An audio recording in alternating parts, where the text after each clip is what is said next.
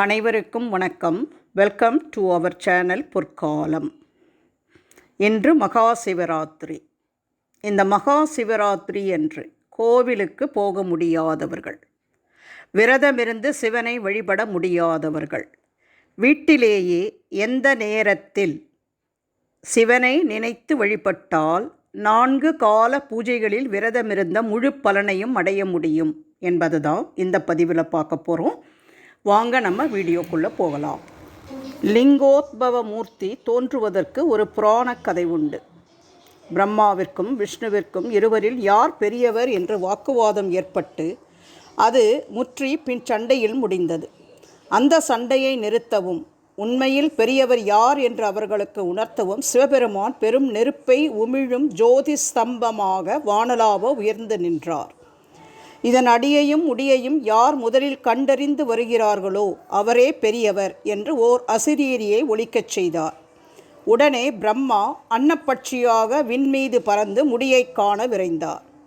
விஷ்ணு வராக வடிவம் கொண்டு நிலத்தை தோண்டிக்கொண்டே அடியை காண விரைந்தார். முடிவில் விஷ்ணு தன்னால் அந்த ஜோதியின் அடியை காண முடியவில்லை என்று தன் தோல்வியை ஒப்புக்கொண்டார்.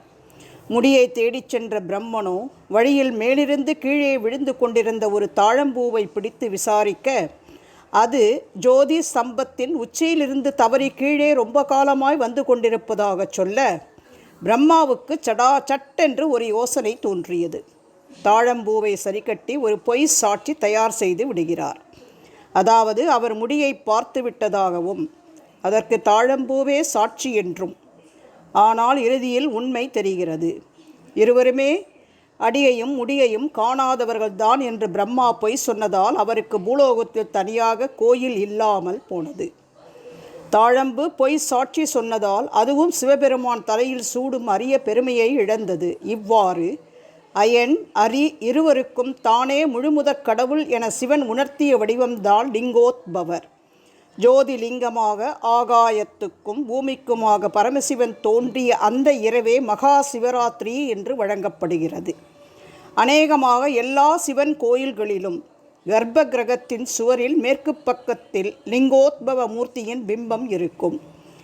அதில் லிங்கத்திற்குள் ஓர் அற்புதமான உருவம் இருக்கும். அதன் ஜடா மகுடம் லிங்க வட்டத்திற்குள் அடங்காததாக இருக்கும். அதன் பாதங்களும் லிங்கத்தின் அடியில் முடிகிற வரைக்கும் தெரியாது. இந்த உருவத்தின் கீழே ஒரு வராகமூர்த்தி இருக்கும். மேலே அன்னத்தின் உருவில் ஒரு மூர்த்தி இருக்கும். இதுவே லிங்கோத்பவ மூர்த்தி. இறைவன் லிங்கோத்பவராக தோன்றியது திருவண்ணாமலையில் நிகழ்ந்ததாக கருதப்படுகிறது.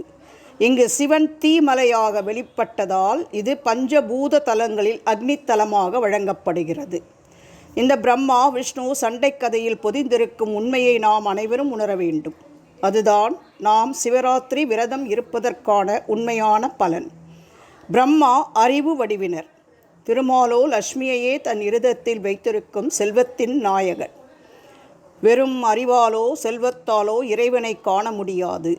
அறிவும் செல்வமும் அகங்காரத்தை தான் வளர்க்கும். பிரம்மாவுக்கும் விஷ்ணுவுக்கும் முடியும் அடியும் அகப்படவில்லை என்ற சொல்வதன் தாத்பரியம் என்னவென்றால், பரமாத்மா ஆதியும் அந்தமும் இல்லாத சிருஷ்டி பரிபாலனம், எல்லாவற்றையும் கடந்த வஸ்து என்பதுதான். இப்படி அடிமுடி தேடி பிரம்மாவும் விஷ்ணுவும் பெற முடியாதவரையே என் சாமர்த்தியத்தால் அறிய முடியும் என்கிற அகங்காரம் இல்லாமல் அன்போடு பக்தி செய்து உருகினால் வெகு சுலபத்தில் அவர் நமக்கு அகப்பட்டு விடுவார். அன்பினாலேயே மிக மிக விரைவில் திருப்தி பெற்று அனுக்கிரகம் அளிப்பவர் சிவபெருமான் என்பதினாலேயே அவருக்கு ஆசுதோஷி என்ற ஒரு சிறப்பு பெயரும் உண்டு. இந்த வருடம் 3வது கால பூஜையின் பொழுது, அதாவது பார்வதி தேவி சிவபெருமானை வழிபடும் நேரத்தில் லிங்கோத்பவ காலம் 8/3/2024 வெள்ளிக்கிழமை இரவு 11:56 12:46 வரை, அதாவது 8/3/24 இரவு 11:56 9/3/24 சனிக்கிழமை அதிகாலை 46 நிமிடங்கள் வரை லிங்கோத்பவ காலம் கணிக்கப்பட்டுள்ளது. லிங்கோத்பவ காலத்தில் சிவபெருமான் தரிசனம் செய்தால் நமக்கு மோட்சம், அதாவது முக்தி கிடைக்கும்.